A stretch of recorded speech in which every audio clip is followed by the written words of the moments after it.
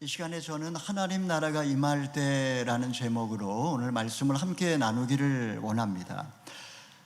지난 월요일 터키 국경 지역에서 7.8 규모의 강진이 일어나 수만 명이 죽었습니다. 무너진 건물 잔해 밑에 아직 많은 사람이 깔린 상황에서 여진이 계속되고 있고 눈 폭풍까지 몰아쳐 구조에 어려움을 겪고 있다고 합니다. 뉴질랜드에서는 얼마 전 폭우에 이어서 내일 금세기 최대 사이클론이 상륙한다는 소식에 비상이 걸렸습니다. 지금 세상은 기상이변으로 몸살을 앓고 있습니다. AD 476년 로마 제국이 멸망했습니다. 너무나 갑작스럽게 일어난 사건이었기에 사실 납득하기 어려운 부분들이 많이 있습니다. 로마인 이야기라고 하는 책에서는 로마의 신들을 버리고 기독교를 택했기 때문에 로마가 멸망했다라고 주장을 하고, 또 많은 학자들은 목욕탕 문화라든가 납중독 이런 것으로 인해서 인구수가 급감해 멸망했다라고도 말을 합니다. 마강수라고 하는 작가는 로마가 쾌락주의를 버리고 기독교 금욕주의를 선택해 나약해져서 멸망했다 라는 그런 궤변을 늘어놓기도 합니다. 성 어거스틴은 기독교를 국교로 삼았던 로마 제국이 멸망하는 것을 보면서 큰 충격을 받았습니다. 그는 기독교를 받아들여 로마가 망했다는 자들에 대해서 로마의 멸망의 원인을 우상 숭배와 성적 타락이라고 지적을 했습니다. 로마는 기독교 국가의 형태를 취하고 있긴 했지만 세속의 도성이었고 하나님의 보시기에 심히 타락한 그런 민족이었습니다.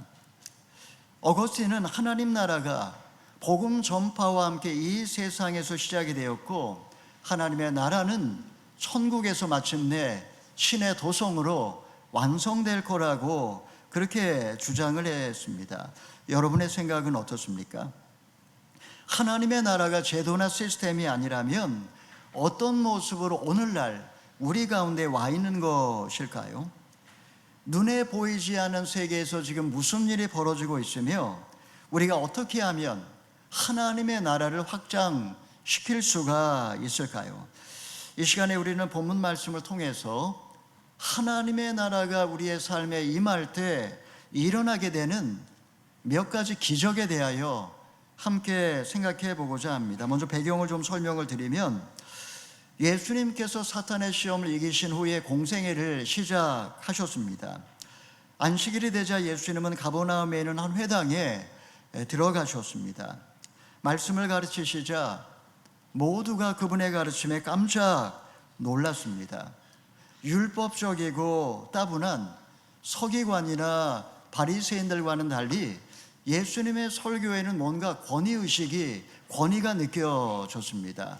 주님이 성경의 원저자이시기 때문에 주님이 말씀을 풀어주실 때 한마디 한마디가 힘이 있고 감동이 있었던 것입니다.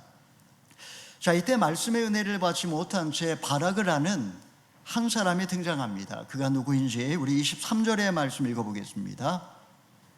시작. 바로 그때 읽겠습니다. 시작. 제가 읽겠습니다. 23절입니다. 바로 그때 회당 안에 더러운 귀신 들린 한 사람이 울부짖었습니다.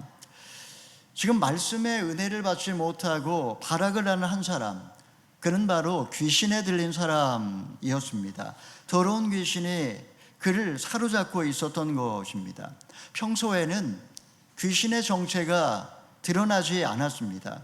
서기관들의 메시지는 힘이 없었기 때문에 귀신도 그 안에서 졸고 있었던 것 같습니다. 지금 날카로운 칼과 같고 마광한 살과 같은 예수님의 메시지가 선포되자 잠자고 있던 귀신이 깜짝 놀랍니다. 메시아가 올 거라는 사실을 모르진 않았지만 막상 그분이 내 앞에 나타나자 귀신은 발악을 하며 지금 울부짖고 있는 겁니다. 그가 뭐라고 울부짖고 있습니까? 우리 24절의 말씀, 나사렛 예수여 1절부터 읽어보겠습니다. 시작. 나사렛 예수여, 우리가 당신과 무슨 상관이 있습니까? 우리를 망하게 하려고 오셨습니까? 나는 당신이 누구인 줄 압니다. 하나님께서 보내신 거룩한 분이십니다. 귀신은 예수님을 귀신같이 알아봅니다.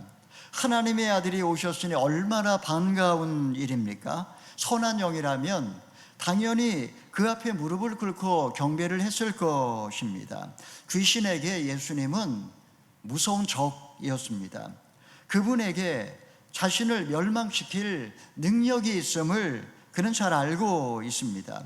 그동안의 세상은 그야말로 귀신의 천지였습니다. 인간을 노예로 부려먹었습니다. 곧 멸망의 때가 된 것을 알자 그는 울부짖기 시작했던 것입니다. 여러분, 이성이 발달한 시대일수록 귀신의 존재는 없다라고 그렇게 사람들은 말을 합니다.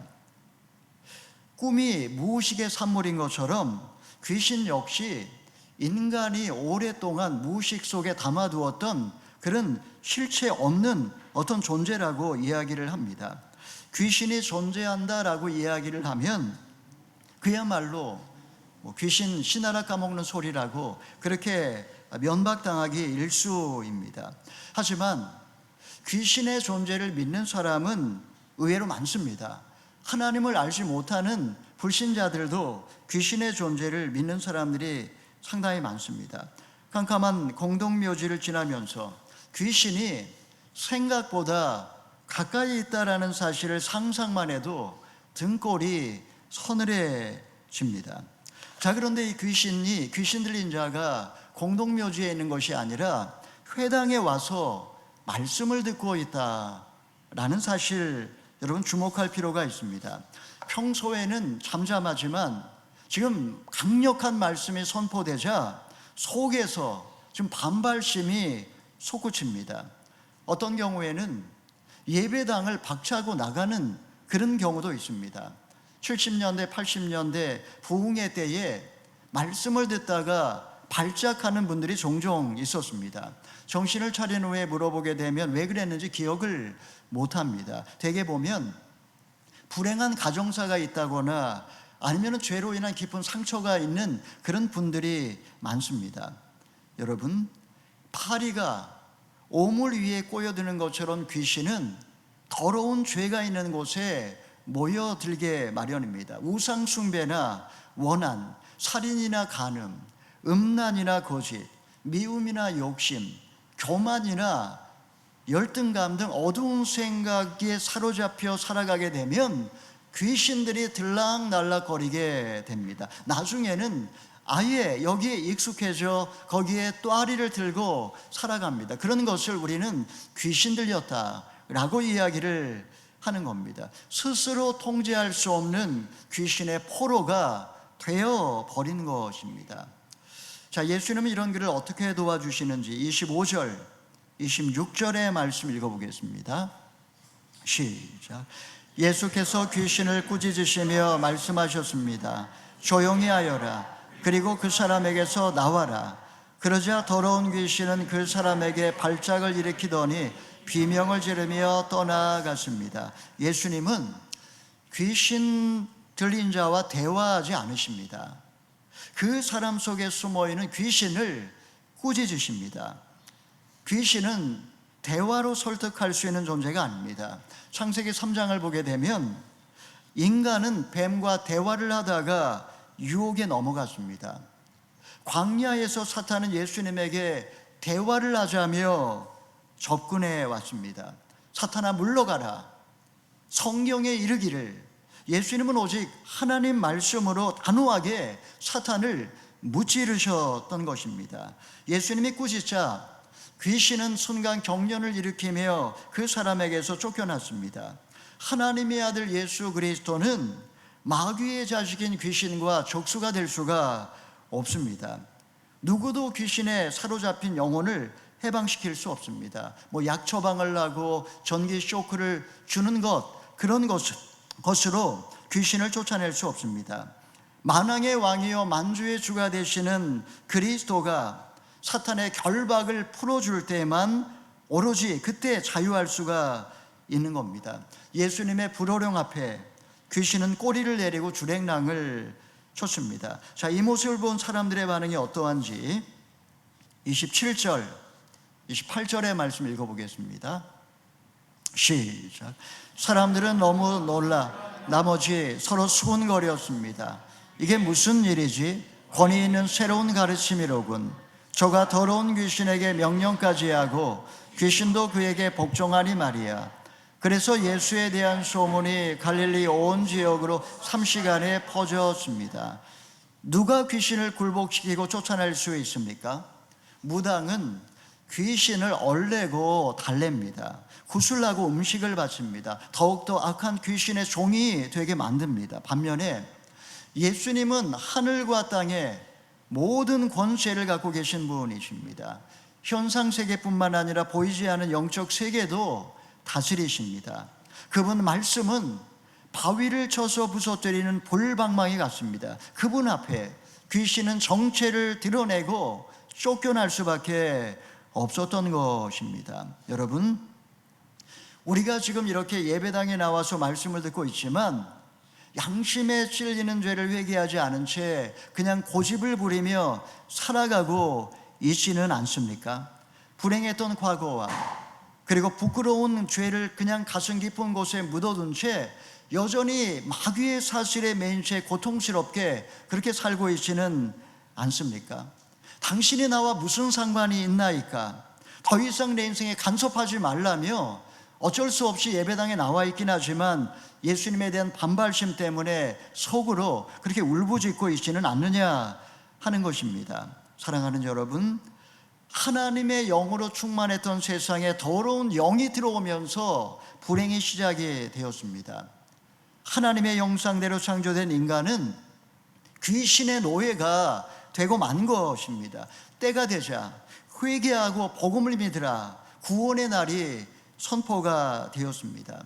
이 땅에 오신 그리스도가 귀신을 꾸짖자 꼬리를 내리고 주랭랑을 쳤습니다. 여러분, 내 인생의 방향이 지금 어디를 향하고 있는지 살펴보시고 돌이켜서 다시 한번 하나님의 복음, 믿음의 말씀을 붙드실 수 있기를 바랍니다. 자, 예수님은 귀신을 쫓아내실 뿐만 아니라 또 무엇을 하십니까? 우리 29절 30절의 말씀 읽어보겠습니다.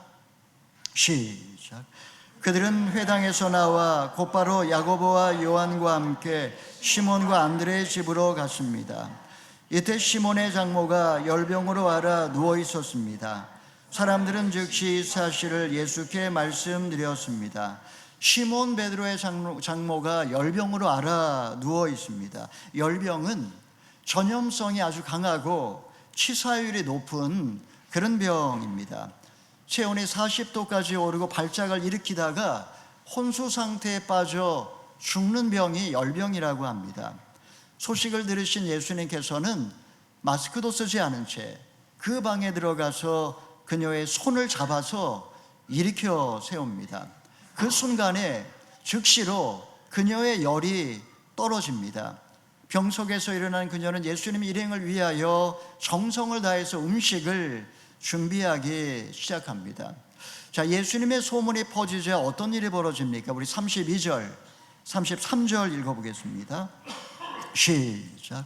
그날 저녁해진 후에 사람들이 아픈 사람들과 귀신 들린 사람들을 전부 예수께로 데려왔습니다. 온 동네 사람들이 문 앞에 모여 들었습니다. 대개 해가 지면 사람들은 집에서 가족들과 함께 오붓한 시간을 보내기 마련입니다. 지금 귀신 들린 자와 베드로의 장모가 나왔다는 소문이 마을에 삼식간에 퍼지면서 베드로의 집 앞에는 환자들과 귀신 들린 자들과 구경꾼들로 인산인해를 이룹니다. 예수님은 정성껏 준비한 음식을 드실 겨를도 없었습니다. 그날 밤 늦게까지 예수님은 온갖 병든 자들을 고쳐주셨고 귀신 들린 자들도 꾸짖어 내쫓아 주셨습니다. 여러분, 왜 사람에게 병이 생기는 것일까요? 제가 챗 GPT라고 하는 AI에게 그 질문을 넣어봤습니다. 그러니까 이렇게 대답을 했습니다. 왜 사람은 병에 걸리는 것일까요? 이렇게 제가 질문을 드니까 인간이 병에 걸리는 이유는 많은 요소가 있습니다. 우리 몸은 바이러스의 공격을 받을 수 있으며 환경적 요소와 생활 습관, 유전적 요소, 각종 질병의 영향을 받을 수 있습니다. 평소에는 면역 체계가 제대로 작동되지만 노화나 특별한 이유로 인해 시스템이 깨어지거나 약화되면 병균에 쉽게 감염되어 각종 질병에 걸릴 수 있습니다. 여러분, 태초에 하나님께서 코에 생기를 불어넣자 사람이 생명이 되었습니다. 인간은 에덴 동산에서 생명실과를 먹으며 영생할 수 있었습니다. 죄가 세상에 들어오자 아름답고 평온했던 이 땅은 가시덤불과 엉겅퀴로 뒤덮이게 되었습니다. 너는 흙이니 흙으로 돌아갈지니라. 인간에게 죽음이 선포되었습니다. 죄를 범한 인간에게 질병과 죽음은 피할 수 없는 운명이 되고 만 것입니다. 불행과 질병은 밀접하게 연관이 되어 있습니다. 불행한 사람이 질병에 걸릴 확률이 높고 질병에 걸리면 되게 불행한 삶을 살게 됩니다. 여러분, 너무나 억울하지 않습니까? 어린 시절의 기억이 평생 상처로 남을 뿐만 아니라 질병으로 연결된다는 것은 너무나 가혹합니다. 실제로 유아 시절에 극심한 고통을 겪은 사람은 기대 수명이 20년 짧아지고 질병에 노출될 확률 역시 2배 이상 높아진다라는 그런 통계가 나와 있습니다. 컴퓨터 바이러스는 스스로 복제를 통해서 컴퓨터를 망가뜨리는 악성 프로그램입니다. 대개 불법 복제를 통해서 감염되거나 불분명한 메일을 클릭하면 악성 코드가 깔립니다. 일정 기간 동안의 잠복기를 거쳐서 못된 짓을 시작하는데 컴퓨터를 그냥 단지 느리게 만드는 정도가 아니라 데이터를 훔치거나 아니면은 암호화시켜서 몸값을 요구하는 그런 경우도 있습니다. 왜 이런 바이러스가 생긴 걸까요? 저절로 생긴 것이 아니라 분명한 사실은 누군가가 의도를 갖고 이것을 퍼뜨려서 망가뜨렸다라는 것입니다. 바이러스가 컴퓨터를 망가뜨리는 것처럼 낙원을 잃어버린 세상에서 질병이 인간을 얼마나 비참하고 불행하게 만드는지 다음에 등장하는 인물을 보면 알 수가 있습니다. 그가 누구입니까? 우리 40절 말씀 읽어보겠습니다. 시작. 어떤 나병 환자가 예수께 나와 무릎을 꿇고 애원했습니다. 선생님께서 원하시기만 하면 저를 깨끗하게 해주실 수 있습니다. 지금 나병 환자가 예수님께 나왔습니다. 나병은 신경 조직이 파괴되고 온몸이 썩어가는 천형입니다. 연골 조직이 망가져서 손가락과 발가락이 떨어져 나가고 눈썹이 빠지고 코가 뭉개집니다. 얼굴이 흉측해지고 살이 썩는 냄새가 진동합니다. 2000년이 지난 오늘날도 그 감염 경로가 정확히 밝혀지지 않았지만 분명한 것은 전염성이 강해 세상에서 철저히 격리된 채 살아야 한다라는 것입니다. 이런 그가 지금 어디에서 소문을 들었는지 예수님을 찾아와 깨끗하게 해달라고 지금 애원을 하고 있습니다. 일제강점기에 나병 환자였던 하나운이 쓴 전라도 길이라고 하는 그런 시가 있습니다. 제가 읽어드리겠습니다. 가도 가도 붉은 황토길 숨막히는 더위뿐이더라. 낯선 친구 만나면 우리들 문둥이 길이 반갑다. 천안 삼거리를 지나도 수세미 같은 애는 서산에 남는데 가도 가도 붉은 황토길 숨막히는 더위 속으로 절름거리며 가는 길 신을 벗으면 버드나무 밑에서 버선을 벗으면 발가락이 또 한 개 없다. 여러분, 원죄를 물려받은 인간은 나병 보균자와 같습니다. 어린 시절에 얼마나 어린아이들은 해맑고 순수합니까? 하나님으로부터 생명의 공급을 받지 못하니 우리는 면역체계를 잃어버렸습니다. 숨어있던 죄는 세월의 흐름 속에 하나님의 형상을 점점 망가뜨리고 그리고 우리의 양심을 무뎌지게 만들어 버립니다. 전파력은 강해서 주변 사람들을 다 더럽힙니다. 부모의 죄가 자녀에게 흘러가고 내 의지와 상관없이 죄의 상처로 인하여 점점 망가져 가다가 비참하게 죽어가는 것, 이것이 원죄를 품고 태어난 인간의 운명이라고 할 수가 있습니다.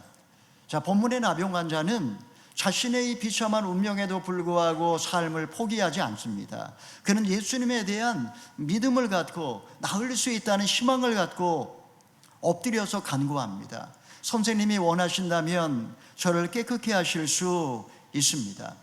사람들은 누구도 그에게 가까이 다가가지 않았습니다. 그는 혹시라도 예수님이 그를 외면하실지 모른다는 두려움도 있었습니다. 그럼에도 불구하고 믿음으로 간구하며 주님께 깨끗게 해달라고 간청하고 있습니다. 자, 이런 글을 예수님이 어떻게 치유하시는지 41절의 말씀 읽어보겠습니다. 시작. 예수께서 불쌍히 여기시고 손을 내밀어 그를 만지시며 말씀하셨습니다. 내가 원한다. 자, 깨끗이 나아라. 예수님께서는 그를 불쌍히 여겼다라고 했습니다. 스플랑크니조라고 하는 이 동사, 애간장이 끊어지는 아픔을 느낀다라는 뜻입니다. 사람들은 그를 부정하며 돌을 던졌지만 예수님은 진물이 흐르는 그의 몸에 손을 대십니다.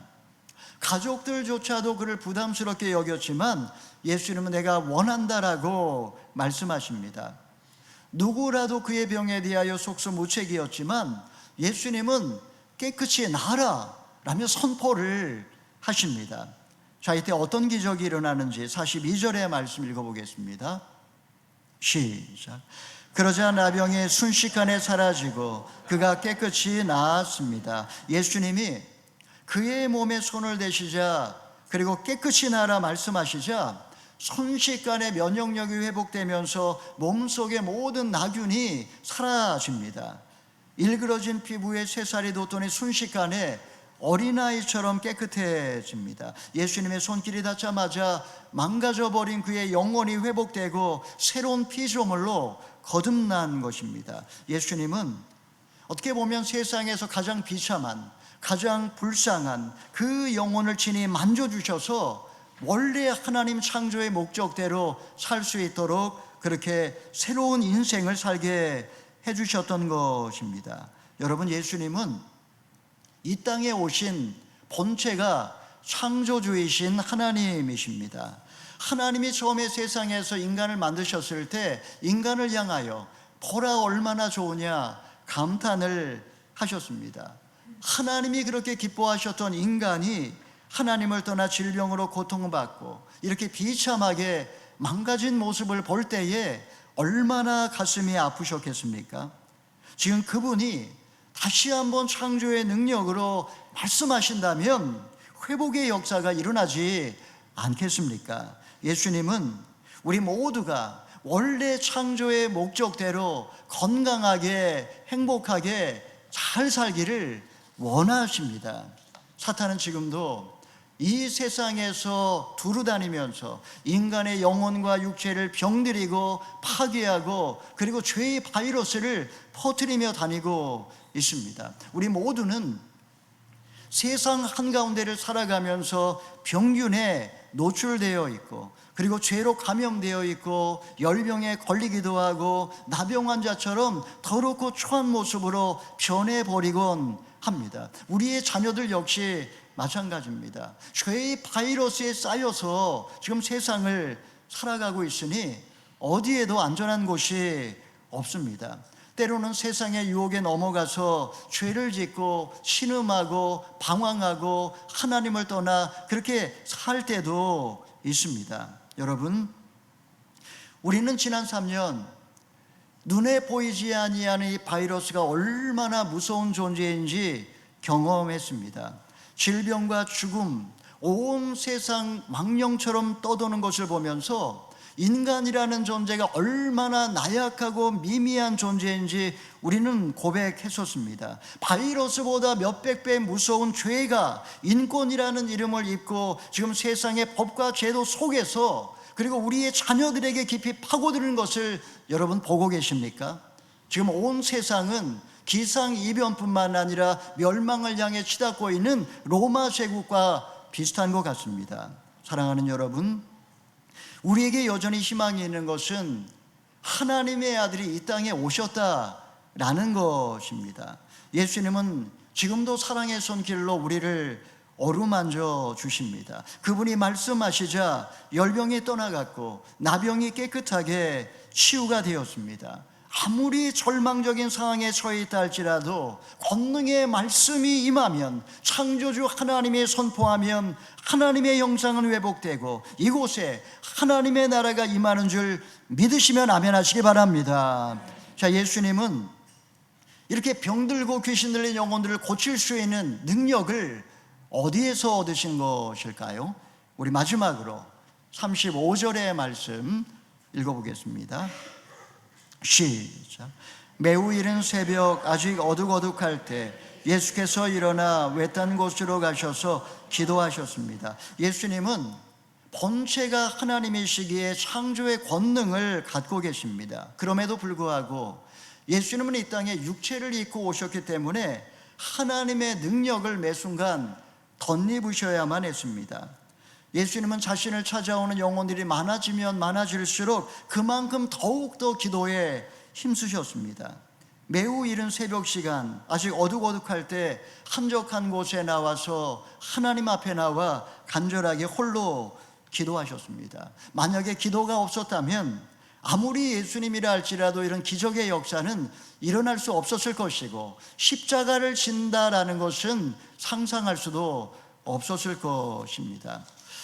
자, 귀신을 쫓아내고 그리고 병든 자를 고치면서 예수님의 명성이 높아졌지만 예수님은 한 곳에 머물러 계시지 않고 이웃 마을로 가서 거기에서도 하나님의 나라를 전파하고 말씀을 가르치고 병든 자를 고치고 귀신을 쫓아내셨습니다.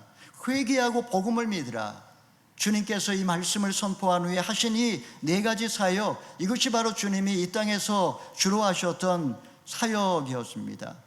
하나님의 복음을 받아들였을 때, 저들이 회개하고 돌이켰을 때, 주님께 나왔을 때 가는 곳마다 질병은 떠나가고 귀신은 물러가고 하나님의 나라가 이루어졌던 것입니다. 여러분, 말씀을 정리하겠습니다. 지금 이 세상은 기상이변으로 몸살을 앓고 있습니다. 지금 우상 숭배와 성적 타락으로 멸망을 향해 치닫고 있습니다. 하나님의 나라는 제도라든가 시스템이 아니라 바로 우리 안에 이루어지는 하나님의 나라입니다. 회개하고 복음을 믿을 때 주님은 우리 한 사람 한 사람을 사랑의 손길로 어루만져 주시고 우리 안에, 우리 가운데 하나님의 나라를 세워가십니다. 그 순간에 우리의 삶의 모든 질병은 떠나가고 귀신은 물러가고 하나님의 형상은 회복이 되는 것입니다. 사랑하는 여러분, 세상 이면에 칠흑같이 어두운 영의 세계가 존재합니다. 인간을 노예로 삼고 부려먹는 저들은 예수의 이름에 대하여 지금도 발악을 합니다. 내 인생에 간섭하지 말라며 악을 씁니다. 하나님을 떠나 낙원을 잃어버린 세상에는 지금도 죽음과 질병의 영으로 가득합니다.